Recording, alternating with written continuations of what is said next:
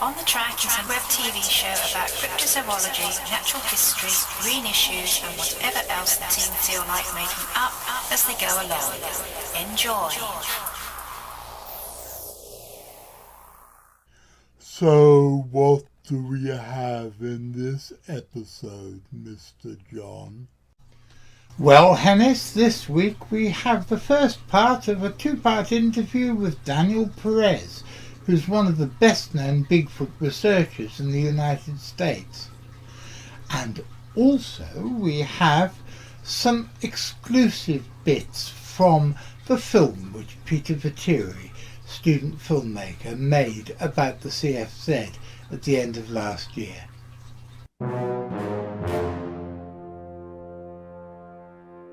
I really like the old credits.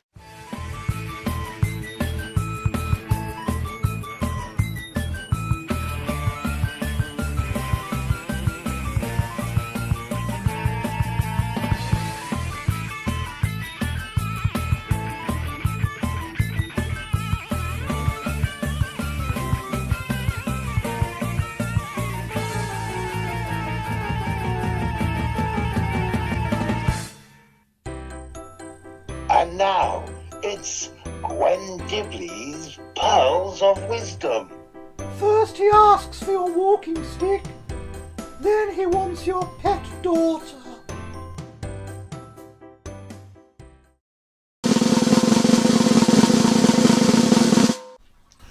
Good afternoon, ladies and gentlemen. My name's John Downs. I'm the director of the Centre for Fortean Zoology, and welcome to another episode of On the Track. For those of you who don't know, every Wednesday evening at 6:30 and every Saturday afternoon at 3, we bring you what I used to call a potpourri or a mélange, but I now call a general mishmash, because speaking in French when you're not French is pretentious and probably cultural misappropriation. So it's a whole general mishmash of hard science, weird shit, and surreality. What's surreality, you might ask? Well, let's ask the cat. I've already told you at least twice, and if you can't be bothered to remember from one episode to the next, then it's beneath my dignity to continue. Thank you very much, Lilith Tinkerbell, for your collaboration with René Magritte, in which you explain surreality absolutely incisively and perfectly. And there was me saying that I was not going to let this show become pretentious. Regular viewers of the show will know that for the last couple of months I've been including a piece about how my brother, who is a clergyman living and working in Germany, has been running a project in order to send things called Kelly's kettles to Ukraine. These are kettles which can cook and heat without an external power source, just with a handful of twigs or dry leaves or pine cones.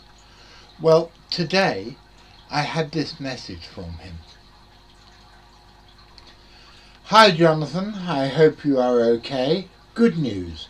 We raised enough for 60 Kelly kettles in the end, which have now arrived safely in Romania. They will be taken to Kiev next weekend. We want to raise funds to send more, but we want to wait until we receive feedback first. Could you help us by taking down any advertising you have for the kettles for the time being? We do not want to accumulate more funds just yet. Please feel free to share the above with your readers and thank all who have supported the project so far. Well, I want to say a big thank you to you all from me. I'm very, very proud to know that members of the extended CFZ family have been so generous with their time, their prayers and their money. Thank you very much, and I think it's very likely that I'll be back here talking about Kelly kettles very soon. The other day I had a conversation that I'm going to be running over the next couple of shows with somebody that I've known for a long time but never actually met or spoken to. This seems to be more and more the case as the 21st century carries on, that there are people you can have quite complex relationships with but never actually meet face to face. But now I have met him, or at least via Zoom, and it is my great pleasure to introduce you to one of the North American leading Bigfoot researchers, Daniel Perez. So tell me, what are you working on at the moment? I just finished up yesterday the February edition of the Bigfoot Times newsletter, which is going to get mailed out this week. Mm-hmm. And just as a note, the Bigfoot Times is a publication, which is a physical printed publication, a 4-page newsletter. I've been doing that for 25 years, a quarter of a century. So we have that track record behind us. And so continuously covering the Bigfoot scene on a worldwide basis. What's in this issue? That's one thing I'm working on. The other thing I've worked on in the past was a booklet, a black booklet that some people in the UK may have already, is a publication called Bigfoot at Bluff Creek, which was kind of a small magazine format booklet that was released in 1994, then later released in 2003. But it was all about the Patterson-Gimlin film, celebrating the film on the 25th anniversary. And so I republished it in 2003 and added a bibliography. And it, in my own opinion, it's a seminal work on the PG film, shorten it up. And so today, when you say, what am I working on now? I'm working on another book on the PG film, a booklet, in fact, but this one is going to be more pictorial with images never before seen ever of the PG film site. Wow. Like you've never seen it before. That is exciting. And those photos were taken by the late George Haas, who was a Bigfooter from the Bay Area of California. For the people in the UK, the Bay Area is the San Francisco area. And he's long deceased. I think he died probably 1976 or so. And so he was the editor and publisher of one of the first Bigfoot newsletters called the Bigfoot Bulletin. A lot of people think that he was the first, but actually a guy in Florida was publishing a newsletter as well that was actually just a little bit before George Haas started publishing his newsletter. So the guy in Florida, whose name escapes me right now, was the first person to publish a newsletter ever in the world about this topic. And it kind of focused on the Florida swamp monster, but they didn't call it, or the swamp ape or monster. They didn't call it that back then. They just called it, the guy called it the Yeti, the Florida Yeti. So that was the first publication. But getting back to George Haas, the story is that in June of 1968, he accompanied the late John Green to the Patterson-Gimlin film site. They went there with Jim McLaren, who's still living, to do some more work on the film site. And their objective, or at least John Green's objective, was to use Jim McLaren as a stand-in for the subject in the Patterson-Gimlin film to see if he could retrace the same route that Patty had taken when Roger Patterson filmed the subject.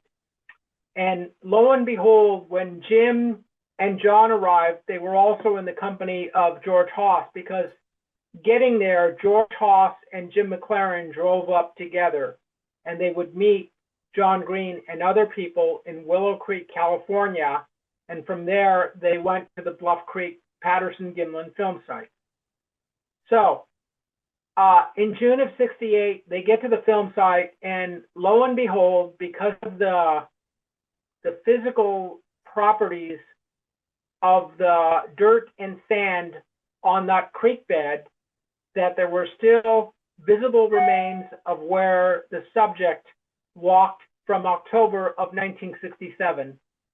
It doesn't seem like from October of 67 to June of 68 that such could be the case, but that's what they found. And later experiments by the Bluff Creek Project, which includes Stephen Scrufert, Robert Leiterman, and other people, they determined that you can leave prints there, and after a year of time, they're still there if nothing disturbs them. And that's with big rains in the area. And it's just the way that soil properties are in Bluff Creek, especially at that film site, that retains the tracks over that amount of time. That's extraordinary. I would have never have thought of that. That's fantastic. Sorry, I've got a cat crawling. And so because of that, they were able to put Jim McLaren walking essentially in the same pathway that the subject in the Patterson-Gimlin film walked in October of 67. And so the film that John Green shot of Jim McLaren is actually apples to apples in terms of him being in the same place as the subject was in 67. And so Jim at the time in his boots on that sandbar was about 6'5" tall. And I met Jim McLaren one time in the summer of 2003, and he is indeed a very tall man, very tall, thin individual. And so if anyone asks, is Jim McLaren really that tall? The answer is yes. And in fact, when I met him in Willow Creek, California for the first and only time, I didn't even know it was him. I had no idea that that was Jim McLaren, and someone had to point it out to me that that's Jim McLaren. I said, oh, goodness. So, yeah.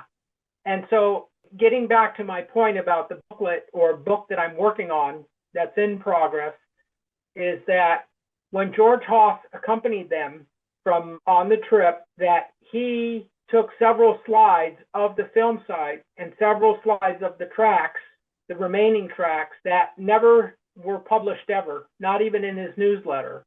Wow. And so I have those in my possession now, because when George Hoff died, his files went to Warren Thompson, another Bigfooter from the Bay Area group, from the San Francisco area.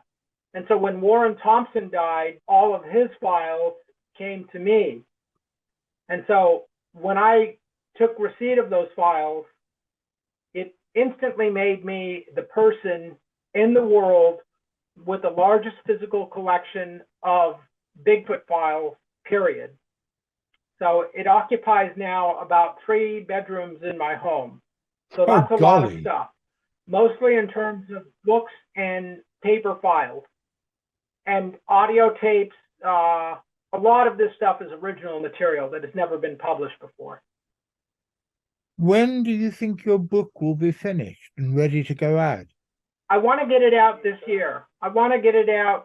And to coin it, well, not to coin a phrase, but I've been dragging my feet on it a little bit.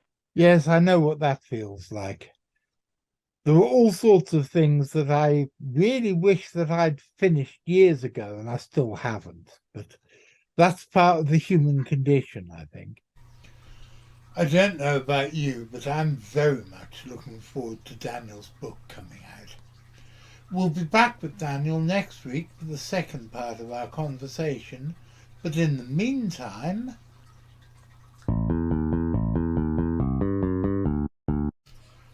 Those of you with long memories will remember that back at the beginning of the winter, Richard Freeman and I had a visitor, a guy called Peter Vetere, who is a film student and filmmaker, and he wanted to make a movie, a short one, about the CFZ. Well, he's now done it, and he was kind enough to send me a picture of it being broadcast on the big screen. And he's also been generous enough to say that we can use bits of his film to share with you guys. So, enjoy. So, what are we off to do now, John? We are going up to a place called Huddersford, which I've been going to since I was, oh God, like 13 or 14 when I discovered it. Graham, can you move the stool and the back? I'm the ringmaster of this stupid bloody circus, and what I try to do is to keep all the various things that we do running. And my job's really to try to make sure I can juggle and keep all the balls in the air at one time. Cryptozoology is the study of very scarce and very unexpected animals. They don't appear very often. It's easier doing this in the winter because in the summer, when a lot of the time we're wearing shorts, you can't grab hold of sort of flesh. Well, you can, but not in this sort of movie. Cryptos, hidden zoology, study of animals. It is the study of unexpected animals, new species, out-of-place animals, and animals that are known from folklore and known from known by the people who live in a location but have not been properly discovered by science.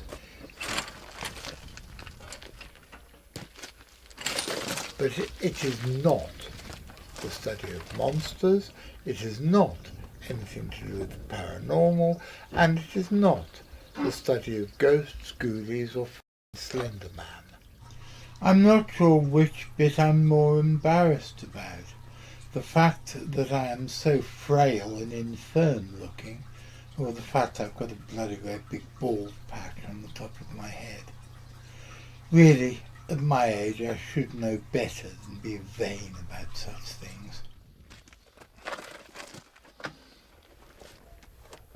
So, you want to know what we're doing here? Yes.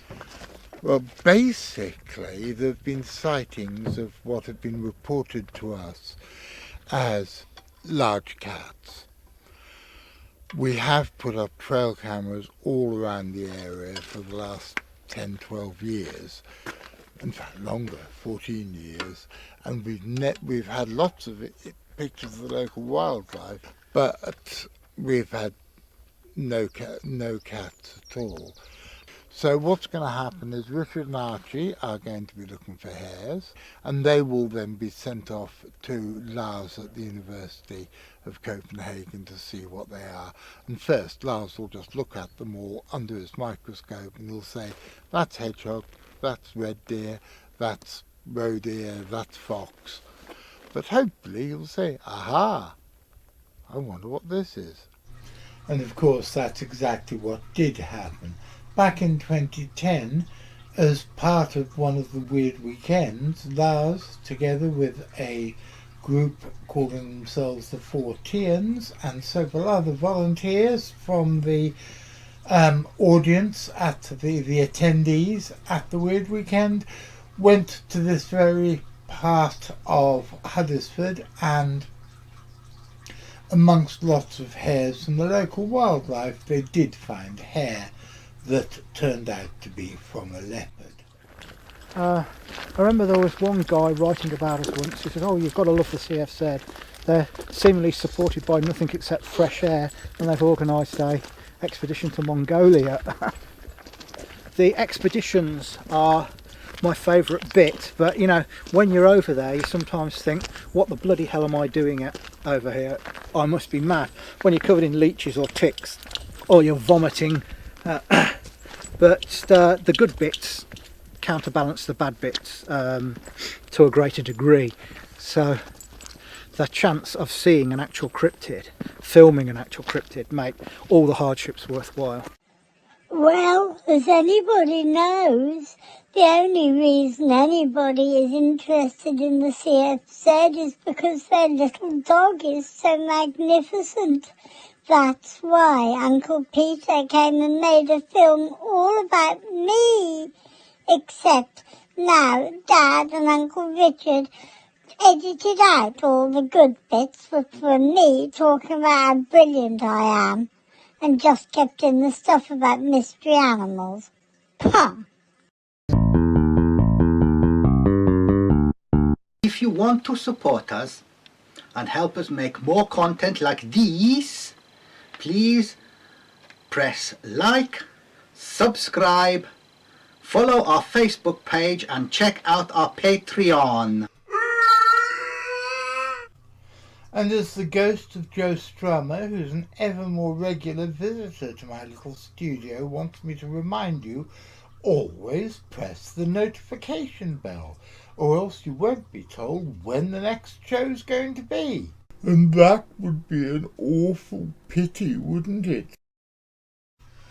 Well, ladies and gentlemen, that's about it for this episode, and I hope you enjoyed it.